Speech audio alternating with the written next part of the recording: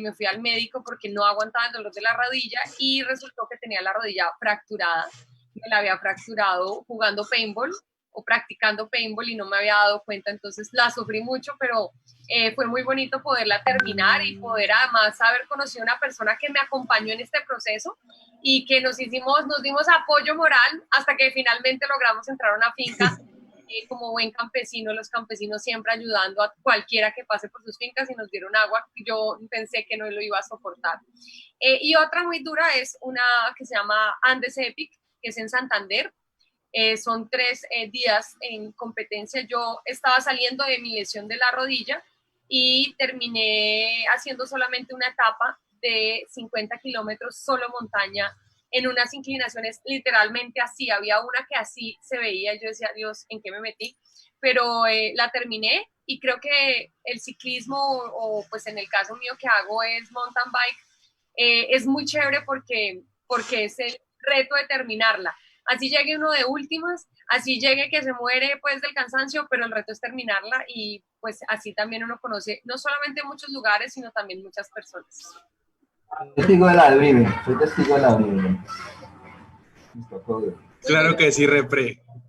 Qué bueno porque, digamos, esa es una de las cosas que uno diría, hombre, ¿qué hará un representante en su tiempo libre? ¿Qué hará un congresista cuando quiere distraerse, sacar lo mejor de sí mismo, conocer un poco más de la naturaleza? Y ve, aquí tenemos una representante entregada al deporte que utiliza sus tiempos libres para construirse a sí mismo como persona.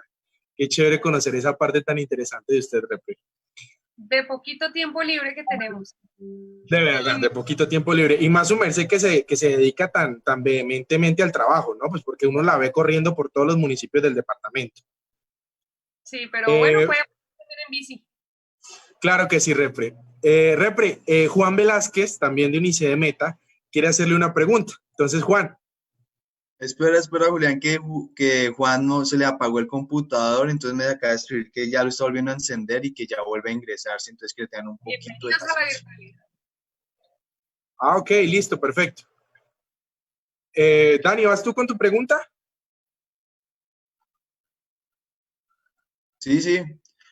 Bueno, representante, ¿qué la hizo entrar en la política de nuestro país? Y también, ¿qué mensaje le puede dar a nosotros los jóvenes para que nos metamos en la política de nuestro país? ¿Sí? Porque pues sabemos que la gran mayoría de jóvenes dicen, no, ¿eso para qué? Es la misma, los mismos con las mismas. Entonces queremos saber qué la motivó a usted de entrar aquí a la política de nuestro departamento y también pues a la política nacional y qué mensaje nos dan a nosotros los jóvenes, y bueno, no solo a los jóvenes, a todos, para poder entrar en la política y dar nuestro granito de arena por nuestro país. Bueno, pues yo realmente entré a la política de una forma muy extraña, no era mi interés estar metida en política, yo estudié ingeniería industrial y economía y mi interés era entrar a trabajar al Banco de la República, yo quería ser directora del Banco de la República en eso estaba concentrada, pero yo soy una mujer de mucha fe y en mi camino pues apareció Dios que tenía otro plan de vida para mí. Casualmente terminé siendo gerente de una campaña a la presidencia acá en el departamento del Meta por cosas de la vida, de Dios, que quería que me metiera en este tema. Y cuando empecé a hacer, digamos, cuando empecé la primera campaña, en realidad me di cuenta que a través de la política uno podía lograr muchas cosas, cambiar realmente el destino de un departamento, de un municipio, del país, para bien o para mal, y que no podríamos nunca quejarnos si no participamos. Participamos con nuestro voto, participamos activamente, participamos haciéndonos elegir o ayudando a alguien a que se elija. Entonces, ya después de que me había metido, me quedó gustando. Recuerdo que cuando recién empecé mi primera campaña, yo estaba muy joven, tenía 22 años, no me había graduado ni siquiera de la universidad y me dijeron que eso era un vicio que no se quitaba, hacer política. Yo dije, no, no creo, porque realmente hacer política de verdad es muy difícil. Entonces dije, no, no creo. Y bueno, aquí estoy después de 11 años ya, porque ya tengo 33. Y creo que en este trayecto que he recorrido yo que no vengo de una familia política, que no estoy en ninguna casa política, que me he hecho a pulso todo este tiempo con el apoyo del presidente Uribe, pero a pulso, digamos, en lo regional. Creo que mi mensaje para los jóvenes es que necesitamos, para poder cambiar las cosas, participar. Para poder lograr algo distinto, participar. Quejarse y quejarse y quejarse no sirve de nada. Estar todo el tiempo criticando sin proponer tampoco sirve de nada. Y ha sido, digamos, mi forma de ser. Siempre proponer, siempre buscar que logremos soluciones no con críticas destructivas, sino con críticas constructivas, y de esa manera poder cambiar el rumbo de lo que queramos cambiar en el colegio. Entonces los que se lanzan para ser personeros, los que se lanzan al consejo para poder cambiar de pronto el destino del colegio, o los que quieren ser el representante del salón, porque desde muy chiquitos hay muchos niños que se quieren meter en esto. Yo tengo, por ejemplo, un primito que participaba mucho en temas de ONU, que les permiten desde muy jóvenes meterse. Entonces yo creo que mi mensaje es, si queremos cambiar las cosas, debemos participar en lo que sea. Si les gusta la política, maravilloso, pero si de pronto dicen, no, yo quiero ser médico porque quiero ser un investigador y buscar la cura para el cáncer, bueno, hágale. Si usted de pronto estudia ingeniería y dice, no, es que yo quiero hacer las vías que conecten Colombia, hágale. Lo importante siempre es trabajar por eso, porque nada se lo regalan a uno, nada es gratis y uno siempre tiene que darlo todo y trabajar para lograr los objetivos. A veces no se logran. A veces uno tiene un objetivo en la cabeza y de repente no lo logró, y eso muchas veces nos frustra.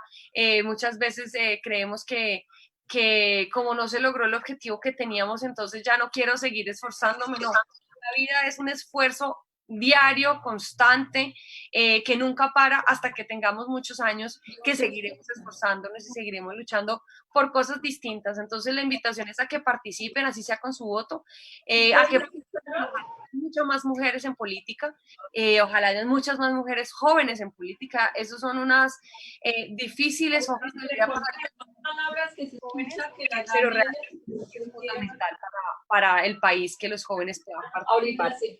Sí, Claro que sí, Repre. Digamos que uno al ver su carrera, uno se da cuenta de la perseverancia, ¿no? Porque incluso desde el tiempo en la gerencia de la campaña a la presidencia, hasta cuando presentó su candidatura a la alcaldía, uno vio perseverancia y uno vio ese talante para seguir adelante. Entonces, a la hora del té, si uno es una persona, como las juventudes de hoy en día, que se han dedicado sencillamente a despotricar de todo, porque sí, porque no, porque existe o no existe, el mensaje no es congruente. Pedir un cambio cuando uno sigue haciendo lo mismo, no va a obtener diferentes resultados. Entonces, muy importante su mensaje, Repre. Yo quiero saber si Juan Velázquez ya está otra vez con nosotros o todavía no. Juan. No lo veo. Señor. Creo que no. Sí, señor. Hola. ¿Ah, sí? Listo, Juan. Entonces, si quieres, nos colaboras con tu pregunta para la refre. Sí, señor. Buenas tardes, doctora Jennifer. ¿Cómo está? Primero, para saludarla. Te quería preguntar acerca del tema, pues en el conocimiento de la persona que eres. Nosotros hemos visto en varias campañas en lo que nosotros hemos trabajado con jóvenes, con Centro Democrático, y hemos visto que eres muy de familia. Entonces, quería preguntar.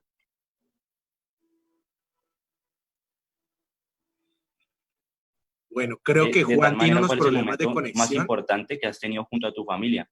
Ok, sí, allá ya se le escuchó bien. Sí.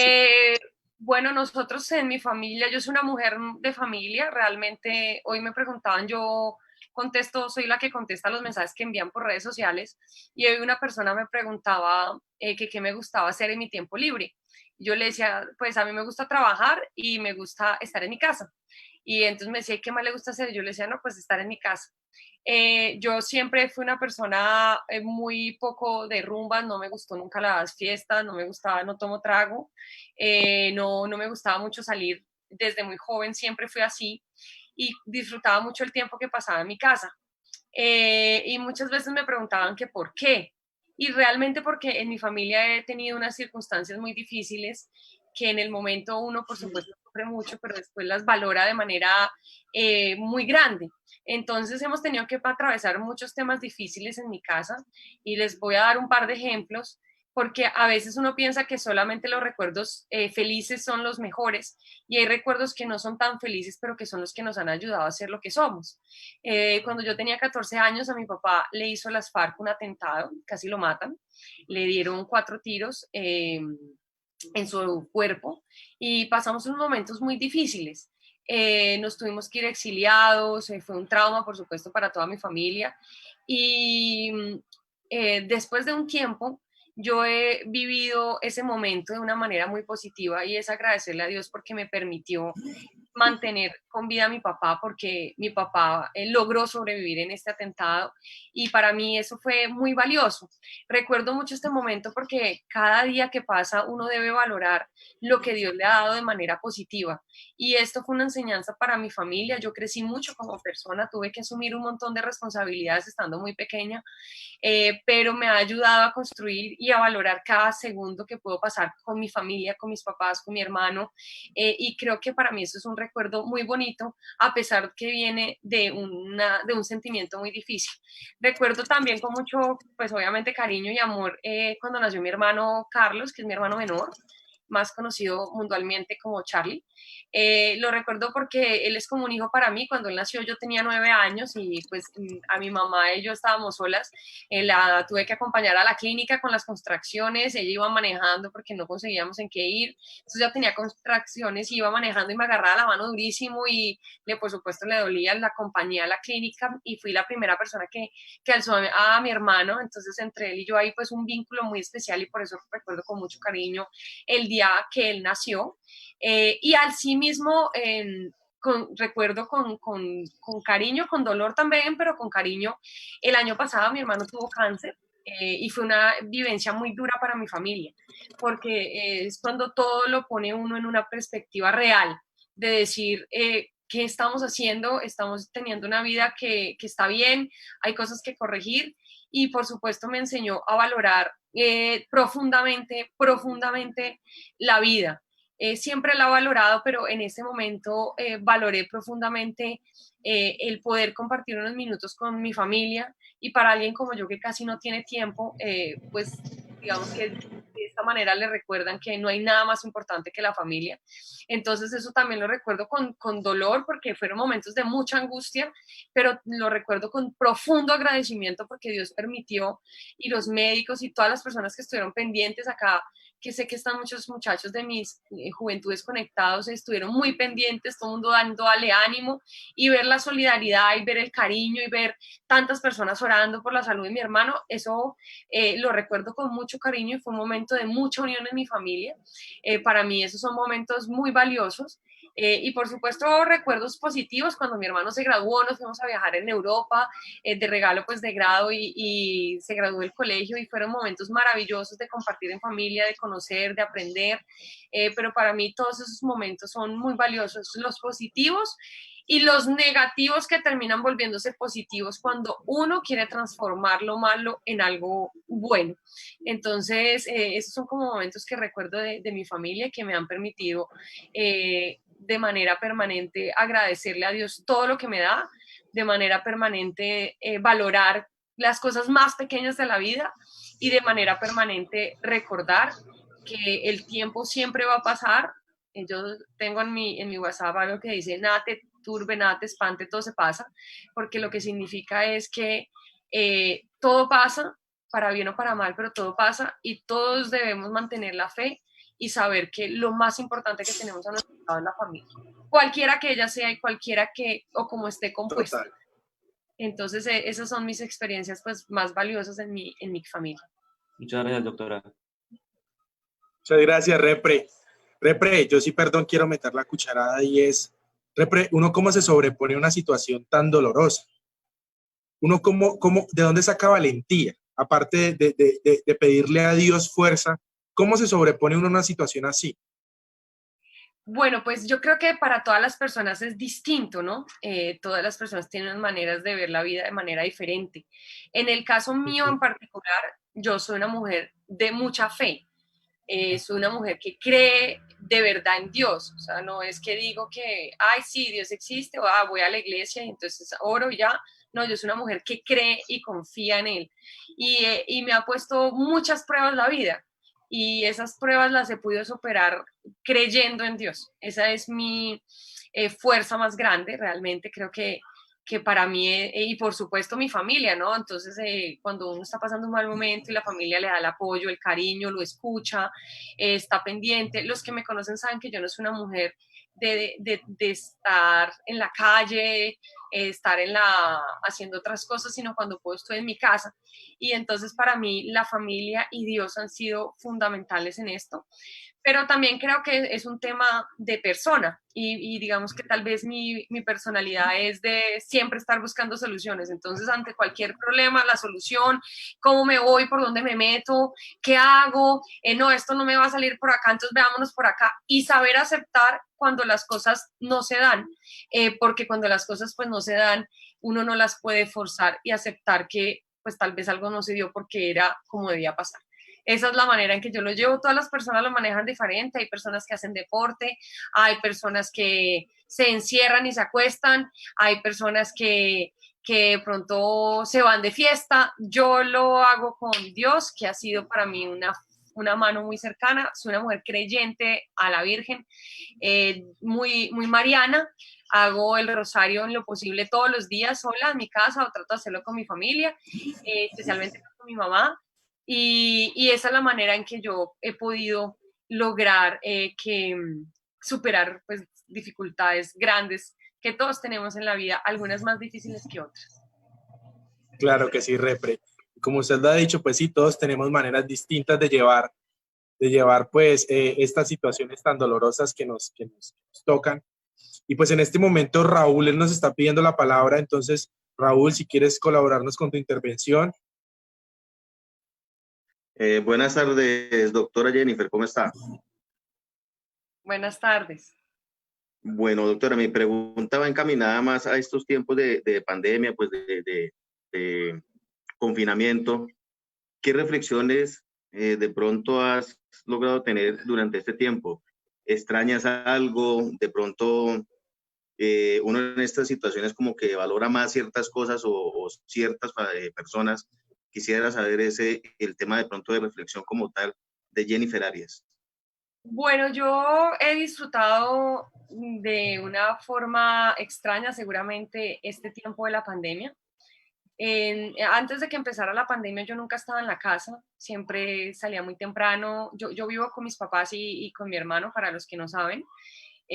Con mi hermano en Bogotá, cuando él está en Bogotá, y con mi hermano también aquí en Villavicencio, cuando él está en Villavicencio. Entonces, pues obviamente para mí era un poco difícil compartir con mi familia por los viajes, por las actividades. Yo salía muy temprano, llegaba muy tarde.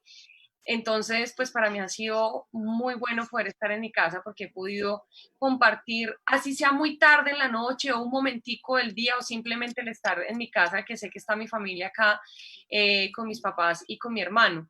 Eso para mí ha sido demasiado valioso porque no lo había podido tener en muchos años, no solamente desde que soy congresista, sino siempre, porque siempre he sido una persona muy trabajadora en mis trabajos y adicionalmente en el tema político, entregada.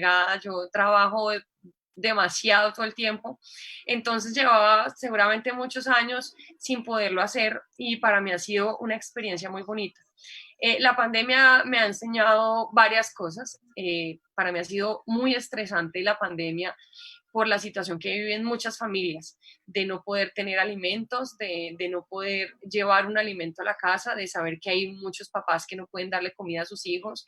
Y yo vivo día a día esa angustia de muchas personas y eso para mí ha sido lo más difícil realmente de la pandemia.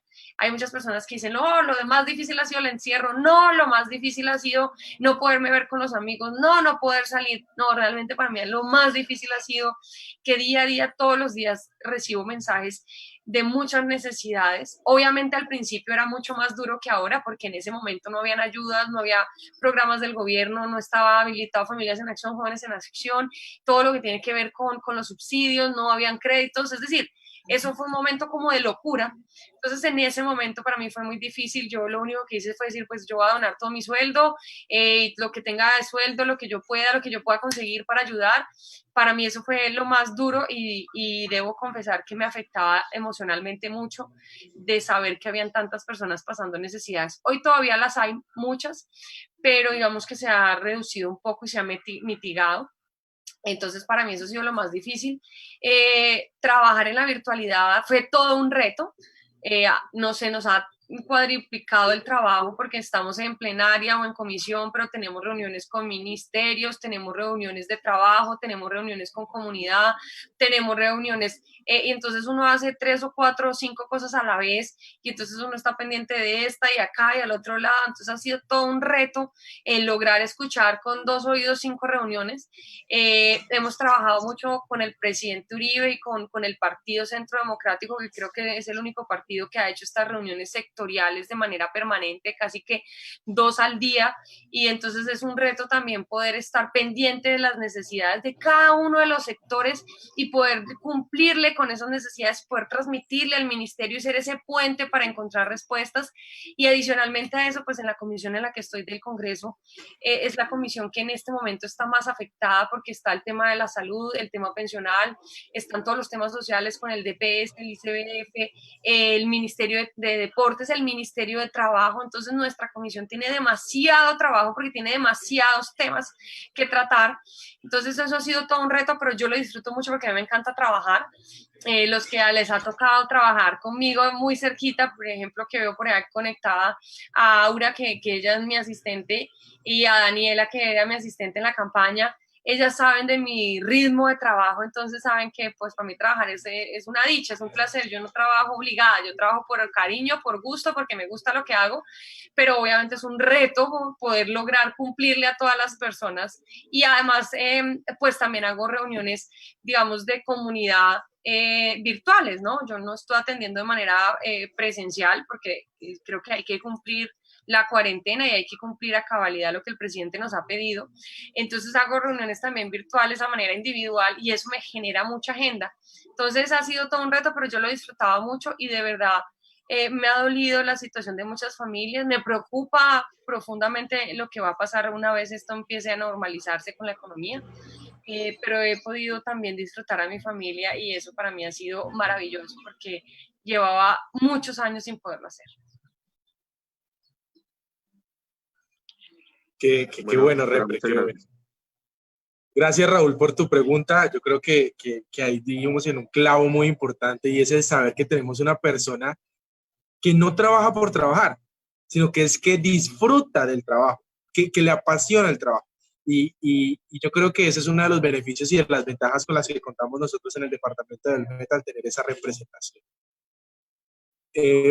Bueno, yo creo que sin darle más largas al asunto, vamos a ir con nuestra segunda sección. Ahora lo serio. Ahora lo serio. Y esta sección la va a dirigir nuestro coordinador, Daniel Castillo, y es sobre todo el trabajo legislativo y sobre todo el accionar que se ha tomado ahora en tiempos de pandemia y previo para beneficio del departamento y pues en función y en cumplimiento de todas las actividades. Listo, Julián, muchas gracias y bueno, muy importante y muy feliz de haber escuchado más sobre nuestra representante. Y bueno, representante, vamos a iniciar esta sección sobre su trabajo legislativo, sobre también lo que nos depara acá en el departamento para la pandemia y no solo para la pandemia, sino pues en general lo que va a hacer el gobernador Juan Guillermo y el alcalde Harman y también sobre el futuro nacional, ¿sí? Sobre nuestro presidente que ha sido muy criticado, pero es uno de los mejores presidentes a nivel mundial que ha manejado esta situación. Entonces, bueno, sin más preámbulo, vamos a iniciar este espacio con Natán García, que le tiene una pregunta muy interesante.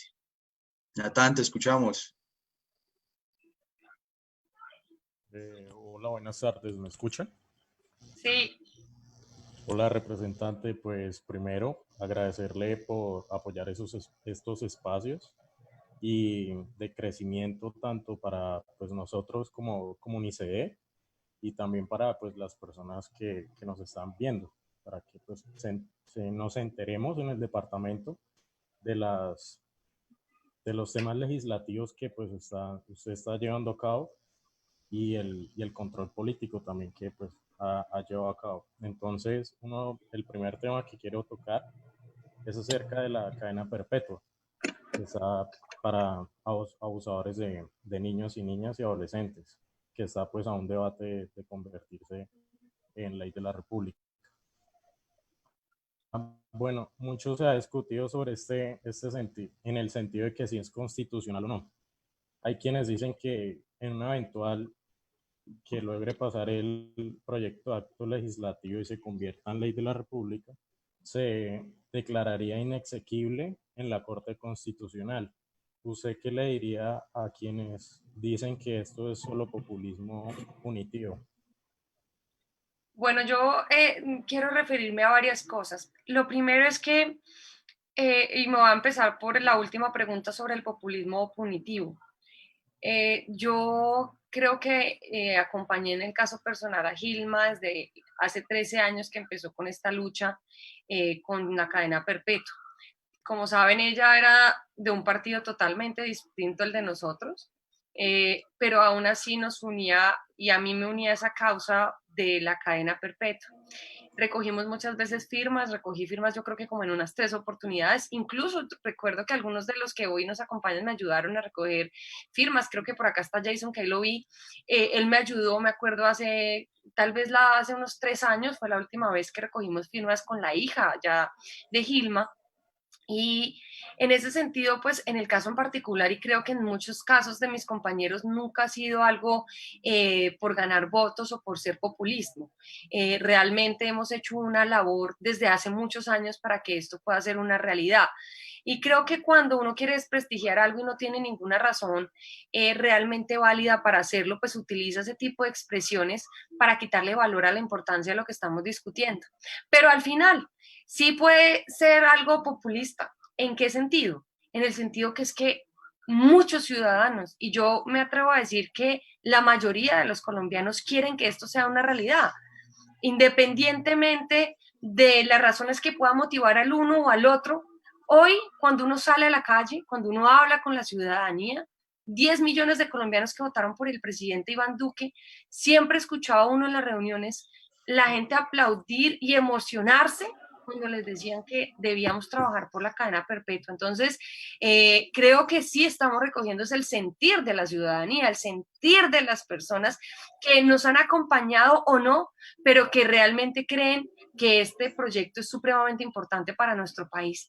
En cuanto al tema de la constitucionalidad, siempre hay debates en cuanto a la constitucionalidad de todos los proyectos. Nosotros terminamos siendo muchas veces constitucionalistas o terminamos diciendo la Corte va a decir esto o aquello, pero realmente hoy nadie tiene certeza de nada.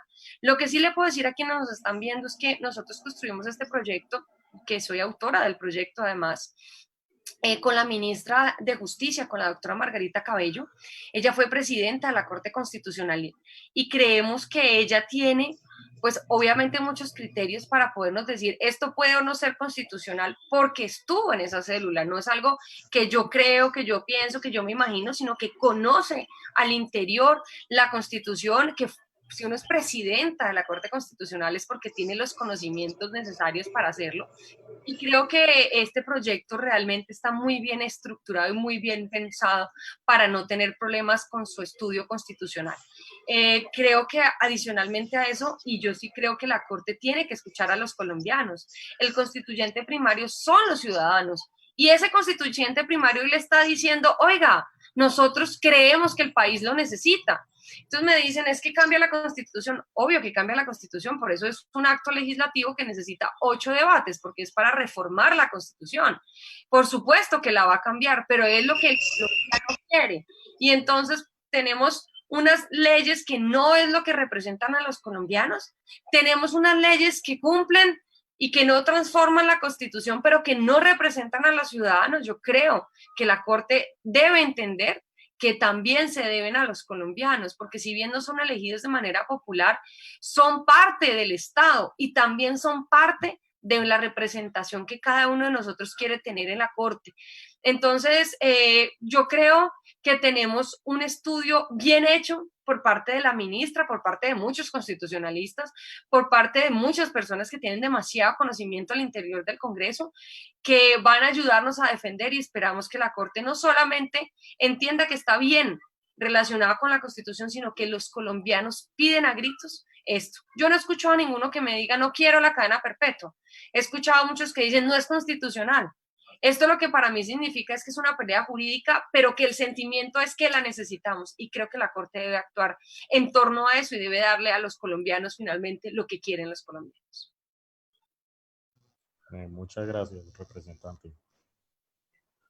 Excelente, o sea, acá por aquí está, también estoy mirando el en vivo, representante, y nos hablaba alguien que eso, o sea, los derechos de los niños es algo supraconstitucional, está por encima de la Constitución, y por más que no esté en nuestra Constitución, considero yo que debemos trabajar incansablemente porque pues hacer respetar los derechos de nuestros niños. Y qué gran honor que usted es la única representante que está liderando esta bandera en nuestro departamento. Entonces, muchas gracias, representante, por llevar la bandera de nosotros los llaneros para defender a nuestros niños. Bueno, ahora le quiero dar la palabra a Raúl Guzmán, que había pedido la palabra antes de iniciar el en vivo y la reunión. Entonces, Raúl, te escuchamos. Bueno, doctora, mi pregunta va enfocada a lo siguiente. Aquí en Bogotá tenemos muchos capitalinos que tienen alguna propiedad en el departamento, más que todo en la zona rural, en las partes municipales. En algunas ocasiones esta semana, pues ya 2 personas que yo conozco intentaron pues ir al departamento para una estadía de unos 20, un mes, más o menos, pero no le fue permitido. Nosotros, bueno, digamos, a mí me gustaría saber, para poder brindar como una información más acertada, cómo se puede hacer ese proceso para una persona que tiene su predio y que prácticamente ese predio depende de la visita de esta persona para su aseo, para su tema de los cultivos y demás. Bueno, varias cosas. El gobernador del Meta, de manera acertada, a mi parecer, ha dicho que va a limitar el ingreso de visitantes a nuestro departamento. Nosotros somos la ciudad capital más cercana a Bogotá, y eso nos pone en un alto riesgo porque Bogotá hoy es un sitio en donde hay un gran número de contagiados. Esto es obvio, es la ciudad más grande del país, es una ciudad donde se reciben muchas personas, está el aeropuerto del Dorado y pues obviamente va a tener una tasa más alta de contagio. Pero me parece acertada la posición del gobernador y del alcalde de Villavicencio, pero sobre todo el gobernador, de evitar los visitantes durante los próximos 3 puentes festivos. A mí me parece que es clave porque lo que necesitamos es proteger la vida, es que lo que necesitamos es salvar y salvaguardar el esfuerzo que han hecho, por ejemplo, en el departamento del Meta para evitar una propagación masiva. Recuerden ustedes que nosotros tuvimos un foco muy centrado en la cárcel, que se controló, se logró controlar. En Villavicencio, fuera de la cárcel, hay muy poco contagio y queremos mantenerlo así. Entonces yo creo que fue una decisión acertada por parte del gobernador y sí estoy de acuerdo en que no podamos y no permitamos visitantes ni turistas en este momento en el departamento. Pero respecto a la pregunta, el decreto expedido por el presidente de la República trae consigo unas excepciones. El sector ganadero, el sector agropecuario está dentro de esas excepciones si uno es capaz de demostrar que ejerce alguna de esas actividades. Entonces, si las personas que se necesitan desplazar porque es que están desarrollando una actividad agropecuaria, está dentro de las excepciones. Sin embargo, como lo dijo el gobernador y como lo estableció también la alcaldesa de Bogotá, en los puentes no se va a permitir el ingreso. Entonces, la recomendación mía es que no solo para este caso, sino en general para todos los casos, revisen si hacen parte de las excepciones, y si hacen parte de las excepciones no necesitan ningún permiso, pero sí deben poder confrontar y validar el hecho de que tienen que desplazarse. Entonces, por ejemplo, un ganadero, pues el carnet ganadero y el sitio donde tiene su ganado y a qué se va a desplazar. Ahorita, por ejemplo, que estamos en el ciclo de vacunación, necesitan las personas poderse digamos, desplazar por el tema de la vacunación. En esos casos específicos es posible. Pero recuerden que aquí lo más importante es evitar que la gente salga. Lo más importante es evitar que tengamos masivamente personas en la calle. Eso es lo más importante. ¿Que salgamos a qué? hacer lo justo y lo necesario. Estamos reactivando el comercio, se va a seguir reactivando, las personas van a seguir saliendo a comprar. Yo en los días que tengo de posibilidad de salir en pico y cédula, hice un recorrido en varios sitios y me dicen, no, se ha venido gente cumpliendo las normas, cumpliendo las restricciones y se va a ir reactivando poco a poco, pero para concretar la respuesta, solamente quienes están en las excepciones se pueden desplazar, pero recuerden que el fin de semana el gobernador del Meta fue muy claro en que no va a haber ingreso al departamento, al menos que sean en estas excepciones que tienen que estar demostradas además y que creo que además es lo correcto. Ah, listo, perfecto. Doctora, muchas gracias por la respuesta, la aclaración. Bueno, continuando, representante, tenemos a nuestro coordinador Julián Reina, que también le quiere hacer una pregunta. Julián, lo escuchamos, hombre. Listo. Repre, pues muy importante eso, ahí estamos cumpliendo nosotros también la tarea de correo social, ¿no? Y en aras de seguir funcionando de esa forma, yo sí quisiera hacerle una pregunta, pues que creo que nos interesa mucho la gente que somos de las regiones. Como bien es sabido el tema de la deforestación es una pena que todos cargamos a cuestas. Y yo sí quisiera saber qué iniciativas se están llevando en el Congreso de la República, cómo las estamos respaldando nosotros como departamento, ¿sí? Y más ahorita en estos tiempos de cuarentena que se explotó el nivel de deforestación. Entonces, ¿cómo estamos trabajando? ¿Cómo estamos respaldando eso ahorita desde el Congreso de la República? Bueno, la deforestación tiene varias aristas, ¿no? Que es importante mencionarlas. La situación que vivimos en el sur del departamento del Meta respecto a deforestación está muy, muy ligada a actividades ilegales. No estoy diciendo que los campesinos que están ahí hacen actividades ilegales, pero está muy ligada a las actividades ilegales. Entonces, lo que está ocurriendo es que se ha venido en aumento porque están ocupando nuevos territorios en algunos y en muchos casos para actividades ilegales. ¿Esto qué nos requiere? Nos requiere varias cosas. La primera, debemos fortalecer la fuerza pública que cuida el medio ambiente. Ustedes saben que hay una policía ambiental, ustedes saben que la fuerza pública tiene unas unidades específicamente determinadas para el tema de la deforestación. Entonces, en ese sentido, el gobierno ha venido haciendo unas actuaciones muy importantes para evitar la deforestación. Yo creo que eso fue tal vez una semana antes de que arrancara la cuarentena, terminando marzo más bien. Estuve en San Juan de Lozada. San Juan de Lozada, para de pronto los que no saben, es parte del municipio de La Macarena, es una inspección del municipio de La Macarena, y tenían ahí un paro campesino por el tema de la política que estaba ejerciendo el presidente para evitar la deforestación. Hemos tratado de llegar a unos acuerdos, creo que la deforestación per se sola no es posible atacarla. Tenemos acá varios temas que hay que tocar, la legalidad de la tierra, el tema de los parques naturales, porque no solamente está la deforestación externa, sino todo lo que tiene que ver con parques naturales, los colonos que han llegado a esos parques naturales hace muchos años y que es muy difícil en este momento sacarlos. Entonces, eso tiene una serie de elementos que no solamente es pensar en la deforestación como tal, sino que es un todo y cómo logramos no solamente el combatir la ilegalidad, combatir estos grupos que lo que necesitan es quedarse en ese territorio y por eso pues están ocurriendo estos sucesos, sino adicionalmente a eso, ¿qué podemos hacer para proteger nuestro medio ambiente? En ese sentido, nosotros creemos que hay que, no tanto un proyecto de ley como tal, creo que debe ser una política pública que permita trabajar en equipo para lograr lo que estamos necesitando. Eso ha hecho el gobierno nacional con todo este tema, la operación Artemisa, que es para luchar contra la deforestación. Debemos hacer un trabajo también con las demás agencias, sobre todo las agencias de tierras, para poder ver cómo vamos a hacer para reubicar, de ser necesario, aquellos que están ahí en los parques naturales y no se puede. Y creo que debemos revisar el tema de los parques, porque nosotros tenemos una propuesta que ha sido acogida por el gobierno nacional, pero que necesitamos empezarla a sacar adelante, y es básicamente enfocada a lograr lo que antes se llamaban familias guardabosques. Las familias guardabosques fue un programa del presidente Uribe, y lo que hacía era decirle a la familia, no destruya el parque, no cultive, no tenga ganado, cuídelo y yo le pago para que usted haga este trabajo. Yo creo que eso es importante.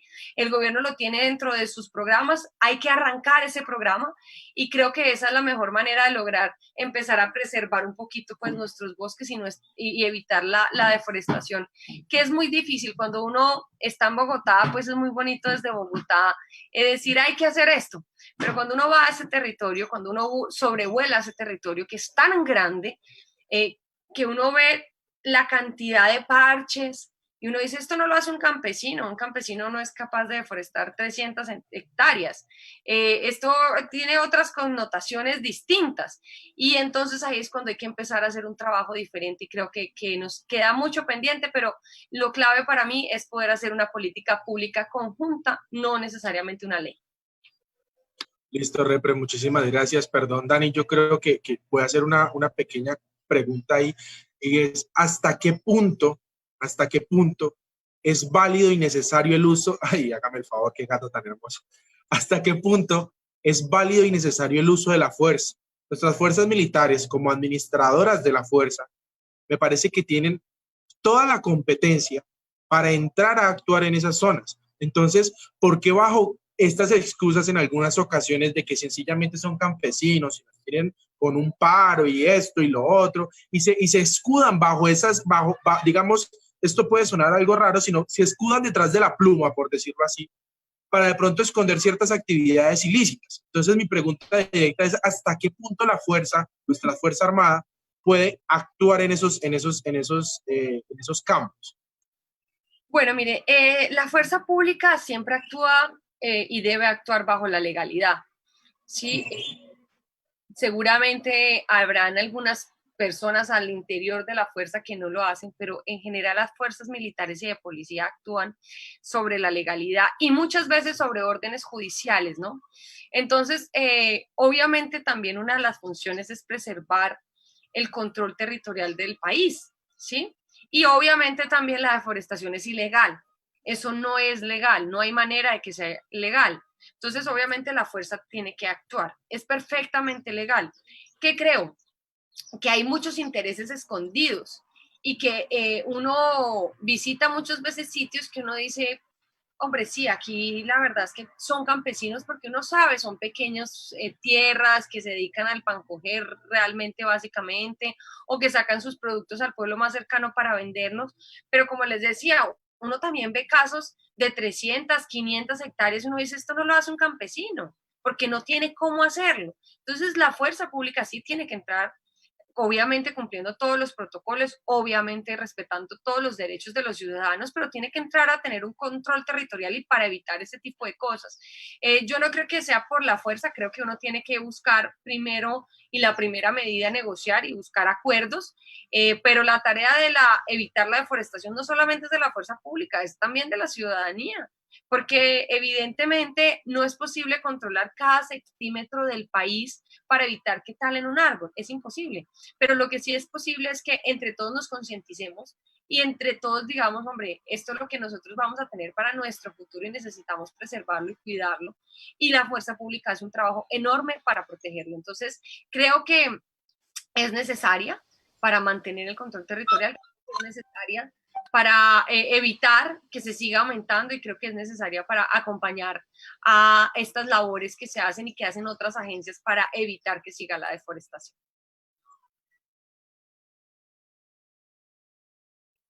Muchas gracias, Repre. Bueno, representante, seguimos con el señor Alexander, que me escribió aquí por el chat, que le quiere hacer una intervención de 3 minutos. Entonces, señor Alexander, lo escuchamos. Muy buenas tardes para todos, ¿sí me escuchan? Sí, señor. Bueno, señor. Mi representante, ¿cómo está? Con Chessman aquí de Cubarrán. Me alegra mucho mirar esos jóvenes acá preocupados por el país y por nuestra región, haciendo las preguntas aquí importantes a nuestra representante.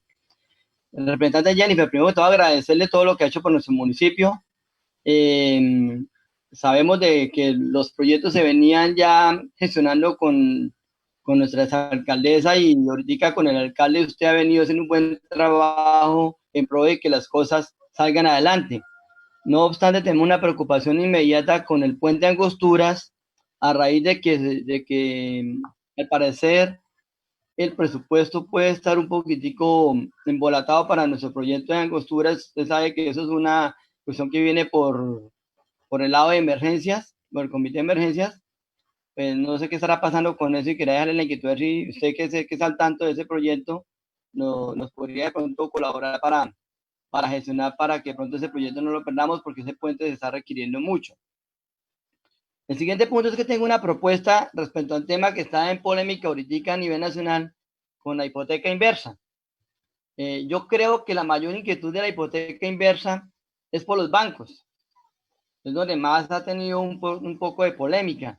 Yo pensaría que ese proyecto puede replantearse si el gobierno nacional crea un fondo para apoyar la hipoteca inversa y que sea el gobierno el que maneje eso, más no los bancos. Porque desafortunadamente en el país la experiencia con ayuda que están dando los bancos no ha sido muy buena.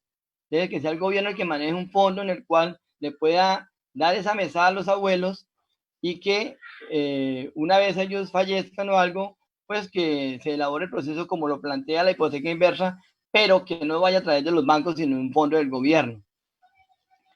Y lo tercero, pues, es de pronto que quería escuchar de parte suya el por qué. Yo sé que usted tiene una razón muy buena. El qué fue lo que pasó respecto al no apoyo suyo en lo que tiene que ver con los proyectos del BIS para de vivienda rural, que pues fue un poco atacada en redes por ese tema. Estuve viendo y pues me gustaría que pronto usted misma nos comentara qué sucedió ahí porque realmente es algo importante para todos. Muchas gracias. Gracias. Bueno, voy por partes. El tema del puente, ustedes saben que la unidad de gestión del riesgo es la que ha asumido realmente la emergencia en cuanto a logística. Es la que está entregando los mercados, es la que ha entregado tapabocas, todo lo que tiene que ver con bioseguridad. Y eso hizo que se cargara demasiada una entidad y a eso sumándole que el 80% de los funcionarios de la entidad están en la casa. Entonces, ha sido por eso la dificultad de poder, digamos, empezar a ejecutar la obra. Yo espero que en transcurso de la próxima, bueno, esta ya se acabó, es que yo estoy a veces truncada de días, pero esperamos que la próxima semana, más tardar la siguiente, ya, digamos, se haya podido resolver, porque sé que es un problema muy grande, la plata está ahí, es mentira que esté en riesgo la plata, no, está ahí la plata.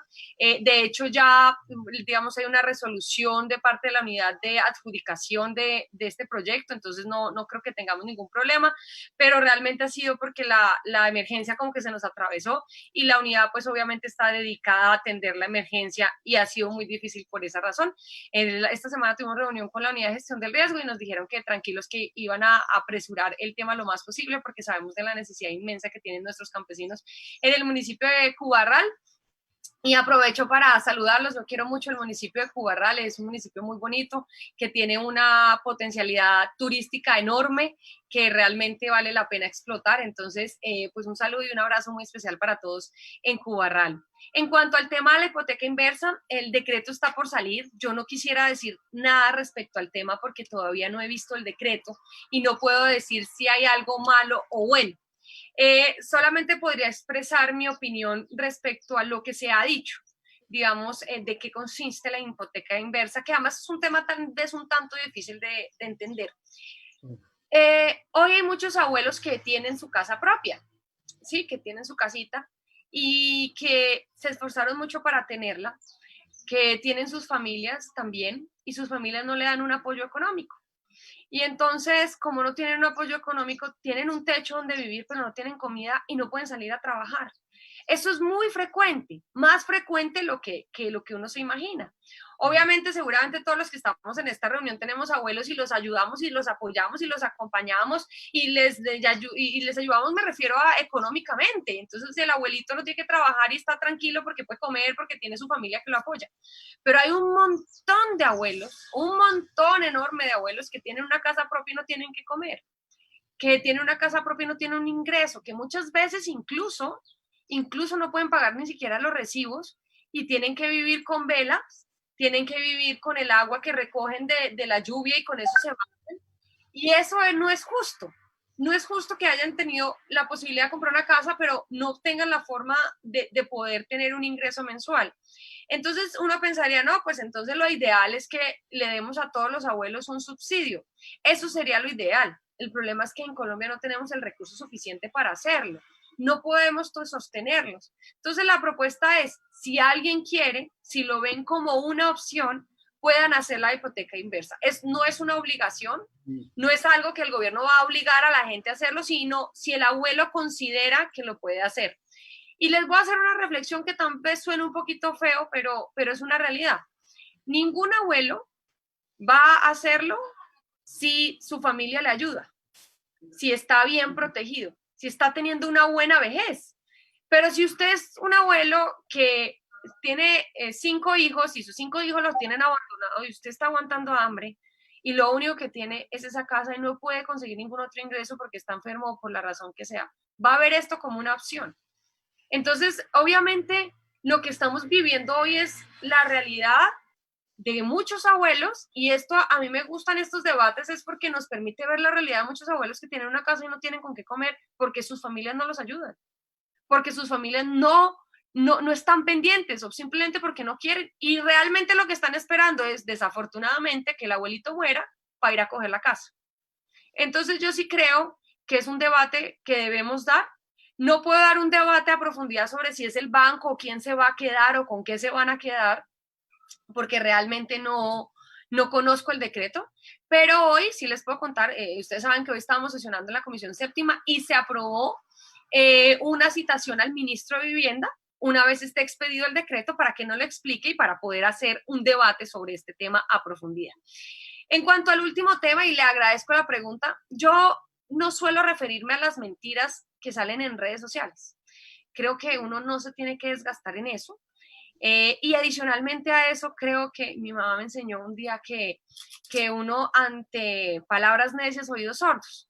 Yo hago un trabajo fuerte de cara a la comunidad y simplemente tomo a veces decisiones que no son populares, tal vez, pero que son necesarias.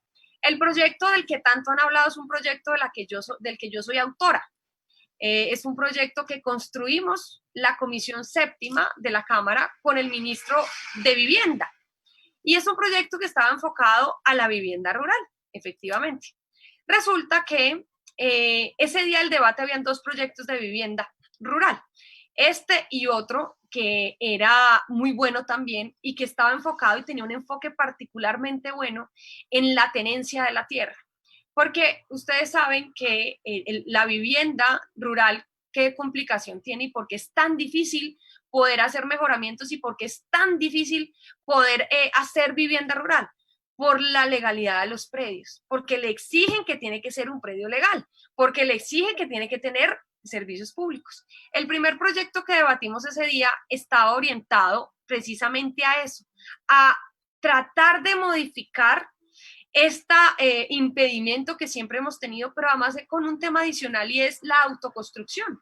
Si usted tiene un predio rural, porque se lo heredó a alguien, porque lo pudo comprar, porque era lo único que tenía, porque la finquita donde usted vive y ahí es donde tiene la vaquita con la que coge la leche, la vende y con eso vive, y usted quiere hacer una casita, nadie le presta, no hay ningún subsidio para eso. Y entonces este proyecto traía eso y fue un proyecto que quedó aprobado en la Comisión Séptima de la Cámara de Representantes, un proyecto muy completo. Después venía el debate del proyecto que, repito, yo soy autora. Ese día había pasado como unas 2 semanas, yo había tenido reunión con los alcaldes de los municipios PEDET y este proyecto estaba muy enfocado para los municipios PEDET, que son los municipios que han sido priorizados por el Acuerdo de Paz, para los que de pronto no lo saben. Y en ese proyecto nosotros trabajamos, lo presentamos, repito, soy autora del proyecto, y desafortunadamente no tuvimos en cuenta, y ese fue un error que cometimos los alcaldes. Cuando yo hago las reuniones con los alcaldes y mis compañeros empiezan a hacer reuniones con los alcaldes para socializar el proyecto, encontramos un montón de problemas en el proyecto para poder realmente apoyar el tema de vivienda rural. Y uno debe reconocer cuando hay algo que no es positivo, cuando hay algo que no está bien hecho o cuando hay algo que podríamos mejorar. Entonces mis compañeros de la comisión y yo decidimos que lo mejor era no evaluar este proyecto y presentar un proyecto construido con los alcaldes, construidos con quienes van a hacer la política rural en los municipios, que son los alcaldes, para que sea un proyecto que realmente le ayude a la vivienda rural. ¿Qué pasó? En mi comisión hay personas que son de izquierda y que utilizan artimañas para decir que alguien está haciendo algo mal para poder, es de esas personas que pisotean al otro para poder subir, y lo utilizaron para atacarnos. Pero yo siempre, a mí me da mucha risa porque yo digo, hombre, a mí me encantan los bogotanos que no conocen el sector rural, que quieren hacer proyectos de vivienda de interés rural sin conocerlo, sin tener ni idea cuáles son las problemáticas y cuáles son las dificultades. Y entonces salieron a atacarnos por eso, pero ese día aprobamos sí un proyecto de vivienda rural muy bonito, que sé que le va a beneficiar mucho, y tenía algo muy bonito también que venía incluido ahí respecto a esos predios que son ocupados por templos religiosos, para que puedan tener un descuento en los prediales, para que puedan también en la ruralidad, porque en la ruralidad también hay eso, tener unas facilidades para poder construir templos, o también, por ejemplo, las juntas de acción comunal que hacen su kiosco, y eso traía también este proyecto que sí fue aprobado. Entonces, para la claridad de todos, nosotros no estamos en contra de la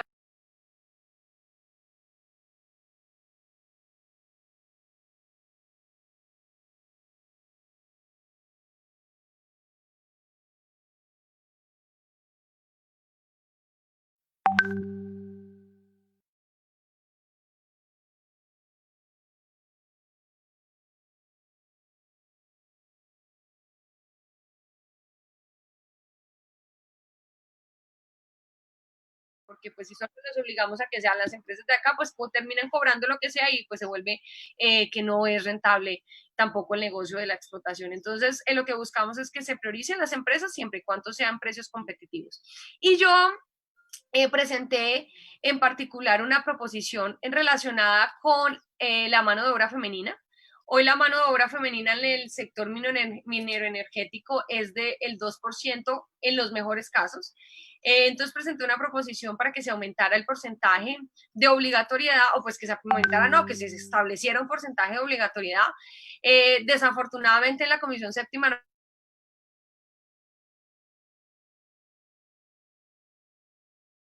se discuta este proyecto en apoyo de la Comisión de la Mujer y en apoyo de muchos parlamentarios, y creo que en la plenaria de la Cámara vamos a lograr aprobar esto, que esperamos se dé muy pronto el debate y pueda ser ley de la República. Necesita 4 debates, le faltan 3, y yo espero poder lograr que se quede de esta manera.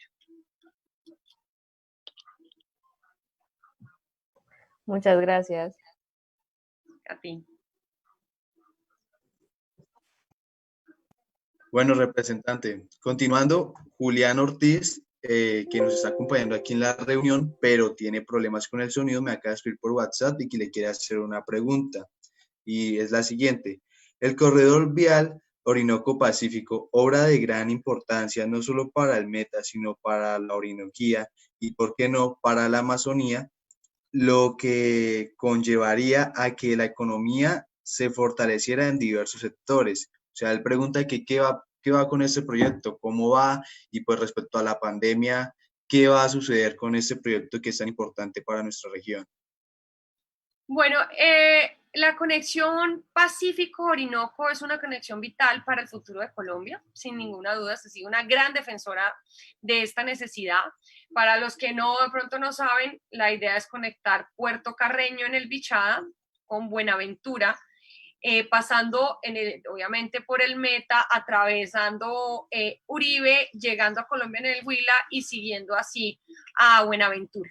Esto conectaría el Pacífico con el Orinoco y lograríamos ser muchísimo más eficientes y competitivos a nivel mundial, porque tendríamos un puerto mucho más cerca que dar toda esa vuelta que hay que dar por Bogotá, y además puede incluso ser una vía alterna cuando tengamos problemas en nuestra vía tradicional.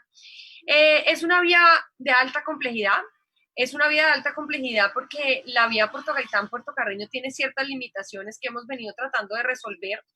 Obviamente la primera es económica, es una vía que cuesta 5 billones y que no se puede hacer a través de una concesión porque hoy nadie garantiza el flujo vehicular, entonces no es tan fácil que una empresa diga me voy a meter en una concesión que no sabe cuál va a ser el flujo vehicular. Nosotros estamos seguros que en el momento que se haga esa vía será un desarrollo enorme en esa región porque ese es el futuro agrícola del país. Sin embargo, no es fácil implementar una concesión en una vía donde hoy no hay tránsito.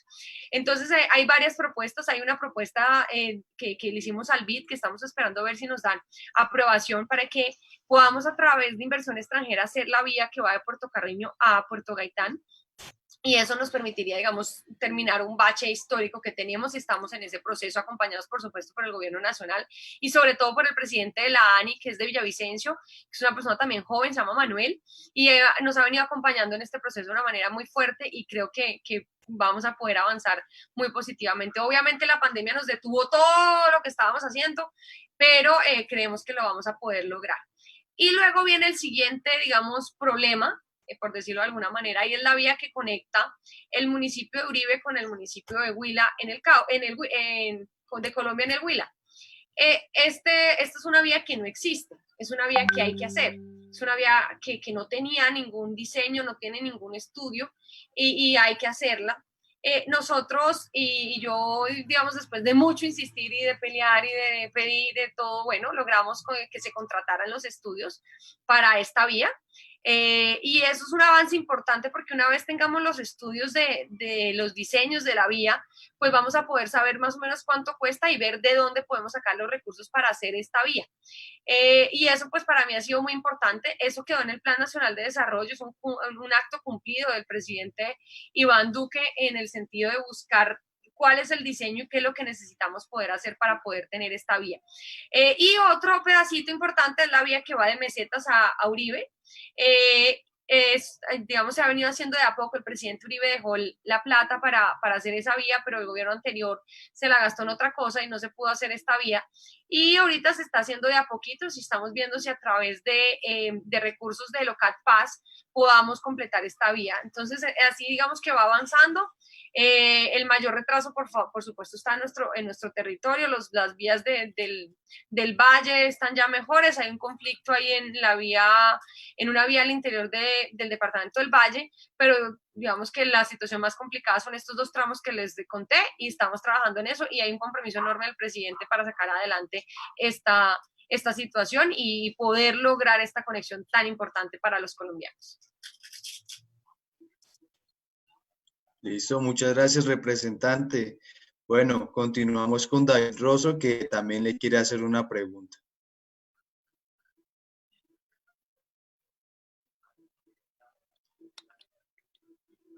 Creo que David se salió o se le salió. Ok, bueno, sí, ya aquí ya me comunico con él por WhatsApp y continuamos con Has Lady. Te escuchamos, Has. Muy buenas tardes para todos, en especial para nuestra representante. Mucho gusto. Para quienes no me distinguen, mi nombre es Hasblady Melo, soy estudiante acá en la Universidad de Los Llanos, en Villavicencio, y tengo la siguiente pregunta para nuestra representante. Sabemos que la ENSA pues no ha sido una gran aliada en estos momentos para los llaneros, pero sabemos que su merced ha estado al frente de la inconformidad de los llaneros. Entonces queremos pedirte el favor que nos cuentes qué se logró concluir con el gerente de la ENSA y la inconformidad. Gracias. Gracias. Bueno, un saludo para Hasblady. Realmente ha sido muy complicado este tema de la ENSA. Se sumaron como la suma de todos los males, más o menos. Nosotros estamos teniendo un problema de abastecimiento energético en todo el país. No es un tema, digamos, solamente del departamento, sino de todos los departamentos que han tenido un aumento significativo en el costo de la energía y eso hace que obviamente el costo que nos cobran a nosotros pues sea mayor. Y eso hace que pues el recibo suba, por supuesto. Pero sí hemos encontrado muchas falencias en el tema de la facturación. La pandemia hizo que probablemente la gente no saliera a ver el medidor, o de pronto la empresa que está contratada para hacer las lecturas no las hiciera de manera adecuada, y encontramos muchas falencias en el tema de la facturación. Hemos estado atendiendo los casos uno a uno, revisando qué es lo que está pasando, revisando si es algo aleatorio o si es algo que está, digamos, de manera generalizada el problema de la facturación. Hemos encontrado algunos errores críticos en este tema, y le hemos dado pues traslado a la Superintendencia de Servicios Públicos, que está, justamente ayer hablé con la persona de la Superintendencia que está atendiendo esta solicitud, y me dijo que estaban revisando porque obviamente todo tiene un debido proceso para los que son abogados, y los que no, pues todo tiene un debido proceso, y lo que estamos buscando es que un ente competente como la Superintendencia pueda hacer una investigación sobre las tarifas cobradas en el departamento, pero sobre todo pueda hacer una investigación sobre la forma en que se leyeron los contadores y se cobró el consumo, porque hay muchas irregularidades en esto. Esto es un proceso que se tarda un tiempo, pero sí hemos logrado también que se les arreglen las facturas a muchas personas que tenían malos cobros y que habían tenido un problema. Siento que la comunicación permanente entre la ciudadanía y la empresa hace que mejore un poco, pero realmente es una situación muy, muy difícil que todavía no puede concluir, porque va a concluir el día que la superintendencia nos diga qué fue lo que ocurrió y nos diga cuál es la solución a lo que está ocurriendo, y esperamos que esto sea muy pronto. Representante, muchas gracias, porque la verdad sí han habido bastantes fallas en cuanto a este tema. Gracias. Claro, yo he conocido casos, representantes, que normalmente pagaban al mes 80.000 pesos, y en el primer mes llegaron a pagar 300.000 pesos, y ahorita han pagado estos 2 últimos meses hasta 200.000 pesos. Entonces son temas que pues realmente para la economía de la familia, y más durante todo este periodo de pandemia, ha sido realmente grave. Así Bueno, es. ya continuando, le damos la palabra a Daniel Ávila, que también tiene otra pregunta para usted, representante. Gracias, Daniel. Buenas tardes, representante. Es un gusto tenerla aquí. Mi pregunta va encaminada hacia las regalías. Sabemos que estas mismas regresan a los departamentos productores, y con lo que se está viviendo actualmente con el tema de la pandemia y eso, por los cierres, la economía ha tenido un paro, sí, evidentemente, y el gobierno nacional ha tenido que aumentar su gasto público al tal punto que se tiene que llevar a un plan de desarrollo para la reactivación económica. La pregunta es si estas regalías, estos recursos, eh, el gobierno los va a tomar de apoyo para poder proceder con este plan de reactivación económica. Hoy no tenemos claridad en qué va a pasar y cómo esto nos va a afectar de manera permanente al gobierno nacional. Sin embargo, no es posible para el gobierno nacional hoy tomar los recursos de regalías de los departamentos. No podría, a menos que decretara otra emergencia económica y a través de un decreto con fuerza de ley, digamos de manera temporal, usara estos recursos para reactivar la economía. Entonces, para responder, no es posible. No es posible que el gobierno, digamos, que se apropie de los recursos de las regalías que le corresponden a los departamentos. Y para hacerlo, si fuera necesario, tendría que decretar una emergencia para poder, a través de esa emergencia, hacer un decreto con fuerza de ley que modificara la ley de manera temporal para poder apropiar estos recursos. Y de hecho, sería muy complicado por el tipo de ley que tendría que modificar. Entonces no va a verse afectado. Lo que sí se va a ver afectado son las regalías, porque pues ustedes saben que el precio del petróleo se bajó mucho, y esto hace que pues obviamente nuestras regalías caigan de una manera muy significativa. Entonces pues estábamos en un petróleo de 70 pesos y pasamos a un petróleo de 10 pesos, de 3 pesos, ahora están como en 35 tal vez, y eso hace que por supuesto tengamos una problemática en cuanto al valor que nos va a llegar de regalías, porque pues va a ser muchísimo menor a lo que estábamos previstos. Entonces vamos a tener sí ese vacío, pero no porque el gobierno nacional vaya a apropiarse de esas regalías.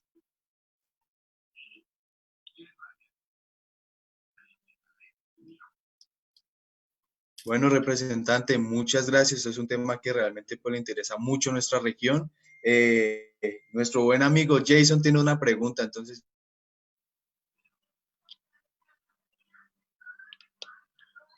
Jason. Estaba hablando con el micrófono apagado. Representante, buenas tardes y pues buenas tardes a todos. Representante, pues una pregunta que me parece muy importante. UNICED es una iniciativa pues juvenil, es una iniciativa del partido y cómo la pregunta va dirigida es a cómo podemos seguir fortaleciendo estos espacios de participación juvenil y los distintos espacios de participación que se están dando dentro del partido y pues su merced como tiene la credencial, es la jefe política del partido y pues yo creo que es muy bueno seguir fortaleciendo estos espacios para que vayamos vinculando más jóvenes que quieran participar de la política. Como dice el presidente Uribe, el Centro Democrático es un canal de expresión para las nuevas generaciones y pues yo creo que es, digamos, un trabajo que hay que seguir fortaleciendo. Bueno, varias cosas al respecto de la pregunta. Yo creo que lo que uno puede hacer mejor para los jóvenes es dar buen ejemplo.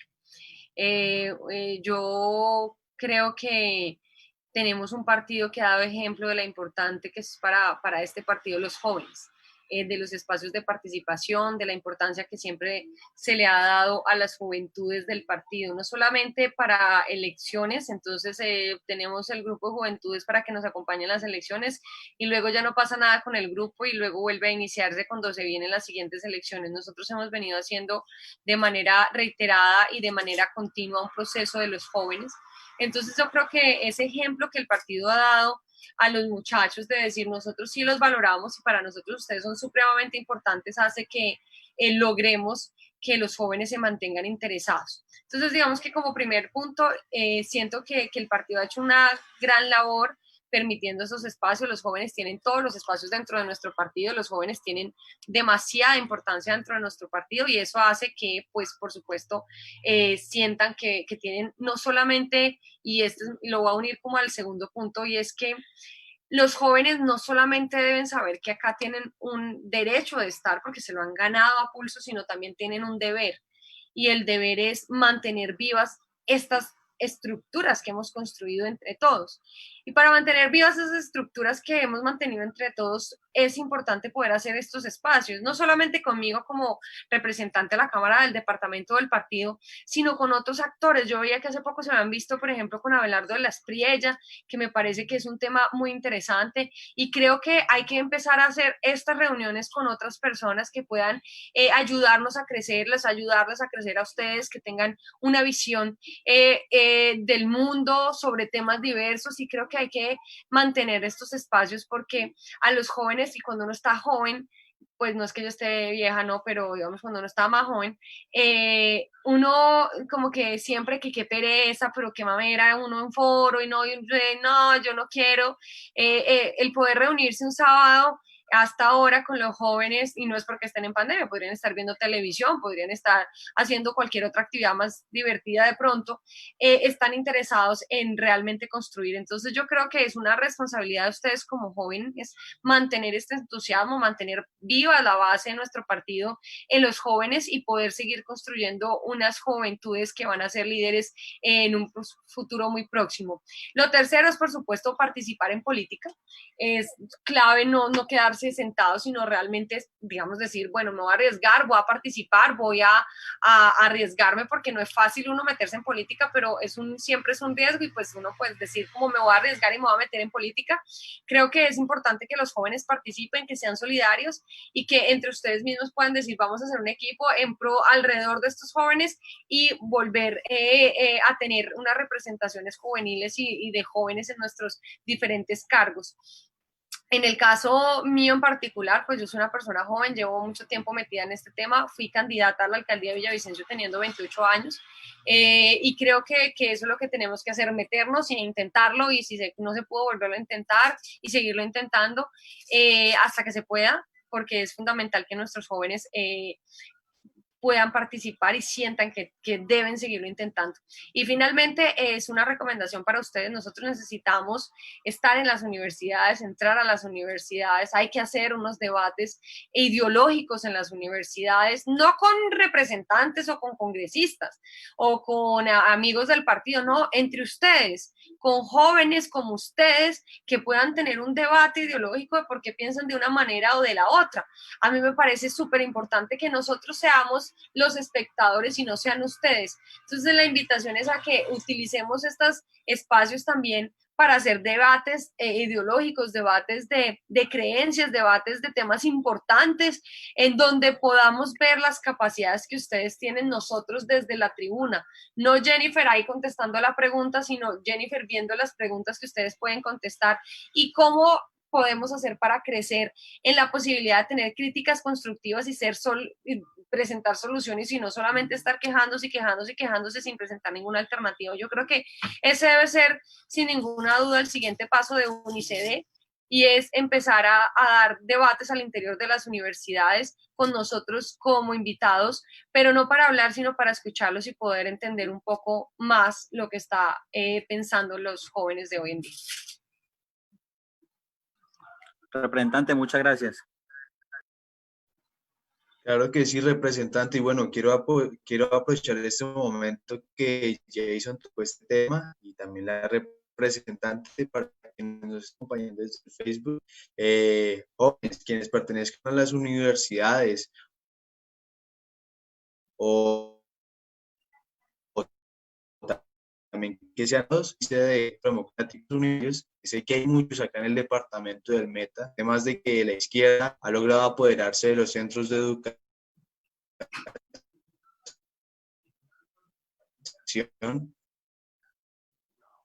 como una que los uribistas es como comunidad, como grupo, para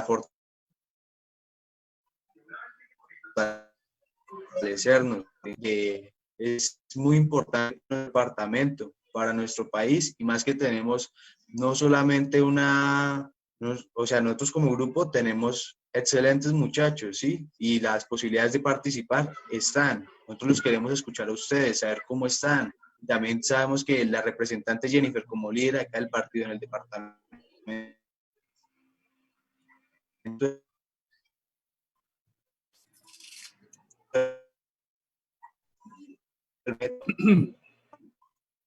Yo no sé si es mi internet, pero se escucha entrecortado. Sí, Dani, si quieres nos esperas un momentico, yo te acompaño en esa pequeña paréntesis que estás haciendo. Aprovechar en este momento lo que dijo Dani, la retransmisión que está haciendo su merced por sus cuentas, para invitar a todos los universitarios que nos puedan estar viendo, que nos lleguen a ver en algún momento, y decirles que UNICED es un espacio abierto para toda la gente que quiera fortalecer los espacios de debate, de argumentación, de crecimiento, de democracia. Porque es que, ¿qué es el centro democrático sino sus bases unidas para buscar en concordia sobre todo, y con la participación de todos, un mejor futuro para Colombia? Y por eso UNICED en este momento lo está haciendo desde las universidades, acogiendo gente de todas las universidades. En este momento estamos en el departamento del Meta y nos acompaña nuestra gran representante, que siempre nos ha mostrado su apoyo incondicional. Y que sepa todo el mundo que es que no somos solo el Meta, es el Partido Centro Democrático que está interesado de manera vehemente en construir mejores ciudadanos día a día y en ayudar a fortalecernos día a día. Yo creo que más o menos recojo las ideas de Dani. No sé si Dani ya tenga mejor conexión. Creo que no, creo que se salió. ¿No? Pero yo quisiera agregarle, hay un tema que me parece además súper importante, y es que no solamente son universitarios, también están los muchachos que están estudiando una carrera técnica, tecnológica, aquellos que están, por ejemplo, en el SENA, todo ese tipo de estudiantes que también recogen las necesidades de las comunidades, porque yo creo que nuestro trabajo también como líderes de cualquier partido, como líderes de UNICED, en el caso de ustedes, es para eso, para poder lograr encontrar los puntos claves de la vida de la ciudadanía, los puntos claves de la vida de los estudiantes, de los jóvenes, que a veces están tal vez desilusionados de la política porque y que de pronto a ellos les gustaría, y participar no solamente es decir voy a participar haciéndome elegir, participar es permitiéndoles el espacio para poder intervenir, para poder hablar, para poder decir oiga yo pienso esto. Entonces a mí me parece muy importante a todos invitarlos a que hagan parte de UNICED, los que quieran entrar a este grupo. Es muy, muy importante. Ahí están las redes sociales que ahorita más adelantico seguramente van a aparecer por ahí, pero es súper clave que ustedes puedan lograr eso. Y acá están diciéndole a Jason que le faltó el sombrero, que ya no lo reconocen sin sombrero. Entonces, Julián y Jason hoy salieron sin sombrero y como que los fans ya no los conocen. Para la próxima el sombrero. Les quedamos debiendo. Los Sí. quedamos debiendo. Sí, Sí, ahí queda en deuda el sombrerito, pues porque ya se volvió marca. No los van a reconocer sin el sombrero. Pero bueno, muchachos, yo creo que Daniel nos... Ay, como que ya se pudo conectar. Ya volví, representante. Sí, ya está otra vez con nosotros. Pero sí, eso es lo que les quería decir. Yo creo que este es un espacio para el debate, para las ideas, para construir cosas buenas y para construir entre todos lo que se nos viene, que no es fácil con el tema de la pandemia. Claro que sí, representante. Representante, Iba, antes de ya para ir finalizando, porque ya 1 hora y media ya me da pena quitarle más espacio de su tiempo. Iván Correa quiere hacerle una pregunta, representante. Entonces, lo escuchamos.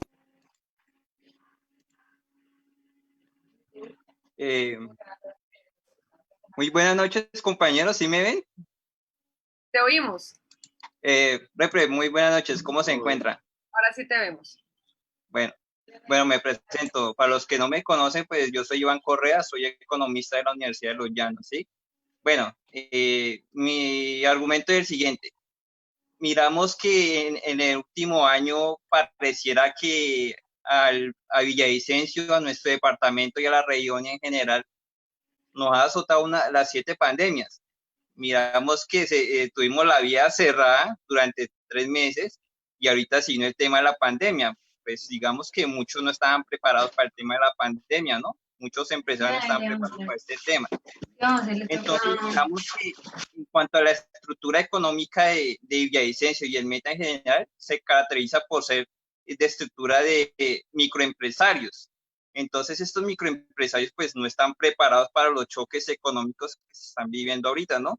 Miramos que los bancos no le quieren prestar a los microempresarios y también tenemos otro ejemplo, es que los recibos de servicios públicos le han llegado demasiados caros a estas personas, ¿no?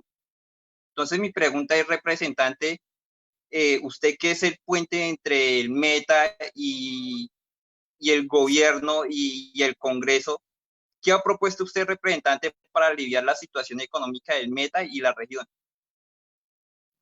Bueno, yo creo que aquí no hay una única propuesta. Realmente creo que la situación tan grave que estamos viviendo amerita un montón de cosas de fondo. Yo he sido partidaria de revisar el tema de lo que se viene de manera previa. Digamos que lo más angustiante es que se pierdan empleos, porque cuando se empiecen a perder empleos de manera masiva, que ya está ocurriendo, lo que vamos a terminar teniendo es que no va a haber quien compre y eso hace que sea una bola de nieve que termine afectando de sobremanera la economía. Entonces lo que necesitamos es mantener los empleos y mantener, digamos, al menos algo de liquidez en las familias de nuestro departamento. Así que la propuesta no puede ser una única propuesta y tenemos que dividirla en sectores. ¿Y esto qué significa? No es lo mismo la situación que están viviendo los bares, las discotecas, los restaurantes y los cines a la situación que está viviendo, por ejemplo, las tiendas de los barrios. ¿Por qué? Las tiendas de los barrios nunca se cerraron y en cambio estos sitios ni siquiera sabemos cuándo se van a poder abrir. Entonces, una única propuesta no hay. Hemos hecho propuestas en todos los aspectos. Hemos hecho propuestas que benefician a toda la comunidad y pues han sido tantas que pues digamos que es difícil mencionarlas, pero creo que a futuro, y es la propuesta que le he hecho de manera recurrente al gobierno, necesitamos varias cosas, pero la más importante es inversión estatal. Si nosotros logramos que se hagan grandes obras, si logramos ser generadores de fuentes de empleo de manera estatal, y esto pasó cuando la crisis del 29 en Estados Unidos, que lo que pasó fue que salieron a hacer inversión estatal para decir vamos a lograr que haya liquidez en el sistema, y al tener liquidez el sistema va a empezar a volver a crecer y vamos a poder estabilizarnos, pues básicamente es exactamente lo mismo, poder lograr que tengan y que el departamento del Meta tenga unas inversiones estatales importantes para poder reactivar la mano de obra. Eso reactiva la mano de obra, eso reactiva también los servicios, entonces todo el tema de materiales, de alimentación y demás, y eso va haciendo que la cadena vaya creciendo y podamos mantener y empezar a ampliar el empleo, que es clave en estos momentos. Entonces, creo que esto es muy importante y creo que el gobierno nacional debe tener, y los gobiernos, por supuesto, departamentales y municipales deben ya empezar a pensar cuáles son esas grandes obras que vamos a poder hacer con los pocos recursos que tenemos para motivar el empleo y para que ese empleo nos genere a la vez más empleo, evitando que el comercio sobre todo y que haya menos plata circulando en el departamento, en la ciudad de Villavicencio y en el país en general. Creo que esto es fundamental y es clave empezarlo a revisar desde ahora. Las propuestas que he hecho, digamos, en el pasado, pues son demasiadas, la mayoría fueron acogidas, y que siempre lo que ha buscado es mantener liquidez en los bolsillos de la ciudadanía, que es súper clave para mantener el empleo. Entonces, eso es un poco lo que hemos pedido, pero hemos pedido muchas cosas que se han dado y que pues realmente creo que en especial debemos lograr. Por ejemplo, cosas como, venga, hagamos el hospital departamental. Eso es una inversión que le queda al departamento, pero nos ayuda a reactivar la economía.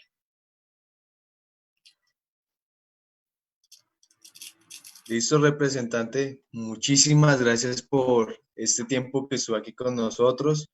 Muchísimas gracias por su arduo trabajo por el departamento y por cada uno de nosotros. Sabe que aquí la apoyamos, que UNICEF está con usted. Y representante, hay que seguir en pie de lucha, porque a pesar de que vengan acá a difamarnos y a hablar en contra del partido, pues las cosas son diferentes y nosotros trabajamos realmente es por la comunidad. Ustedes allá desde el Congreso han hecho un gran trabajo. El presidente Duque igual. Muchísimas gracias, representante Jennifer. Y ahora a todos los invitados les pido que enciendan las cámaras para poder finalizar este evento. Bueno, mientras se encienden todas las cámaras, yo me quiero despedir agradeciéndoles por este espacio. Me parecen unos espacios muy importantes. Ojalá lo sigamos haciendo y ojalá para debates importantes ideológicos, que muchas veces hay muchas personas que están desubicadas o que tal vez están mal informadas, porque estas redes sociales también sirven para mala información. Así que les agradezco muchísimo por este espacio y me alegra poder saber que cuento con personas que nos sirven y que hay personas que están realmente muy interesadas en la situación de nuestro país. A ustedes muchas gracias por la invitación, y mientras las chicas se arreglan y eso, no mentiras, ya pueden, creo que, tomar la foto. Hay mucho calvo por ahí, me parece que ese es el corte de moda con la pandemia. Mi hermano también es ese. Uy, ese Matiz quedó re calvo. Sí, es Matiz ahí calvo. Sí, esa es la moda de pandemia. Yo no me calveo, ¿no? Señora, ¿dónde está Matiz? Bueno, muchachos, sonrían para la foto, ya casi. Es que... 1, 2, 3, ya.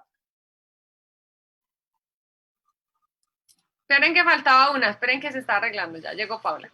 Listo, otra vez, 1, 2, 3, ya.